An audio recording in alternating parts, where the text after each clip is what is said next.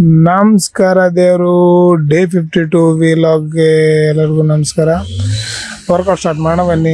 ಇವತ್ತು ಶನಿವಾರ ಇದ್ದ ಕಾರಣ ಲೆಗ್ ವರ್ಕೌಟ್ ಮಾಡೋದಂತ ಹೇಳ್ಬಿಟ್ಟು ಲೆಗ್ ವಾರ್ಮ್ ಅಪ್ ಶುರು ಮಾಡಿಕೊಂಡೆ. ಲೆಗ್ ನೀಟಾಗಿ ಪ್ರೆಸ್ಸು ಸ್ಟ್ರೆಚಿಂಗ್ ಮಾಡ್ಕೋಬೇಕು ಕಂಪಲ್ಸರಿ. ಯಾಕಂದರೆ ಲೆಗ್ಗಲ್ಲಿ ಸ್ವಲ್ಪ ಡಿಫ್ರೆನ್ಸ್ ಆದರೂ ಇಡೀ ಬಾಡಿಗೆ ಎಫೆಕ್ಟ್ ಆಗ್ತದೆ. ಅದಾದಮೇಲೆ ಲೆಗ್ ವಾರ್ಮ್ ಅಪ್ ಆದಮೇಲೆ first leg press, wide angle, ಇದಾದಮೇಲೆ ಮಿಡ್ಲ್ ಆ್ಯಂಗಲ್ಲು, ಇದು ಕೂಡ 3 ಸೆಟ್ ಲೆಗ್ ಪ್ರೆಸ್ಸು. ಇದಾದಮೇಲೆ ಕ್ಲೋಸ್ ಆ್ಯಂಗಲ್ಲು, ಇದು ಕೂಡ ಮೂರು ಸೆಟ್ಟು. ಲೆಗ್ ವರ್ಕೌಟ್ ಮಾಡುವಾಗ ಭಾಳ ಅಂದರೆ ಭಾಳ ಜಾಗೃತವಾಗಿರಬೇಕು.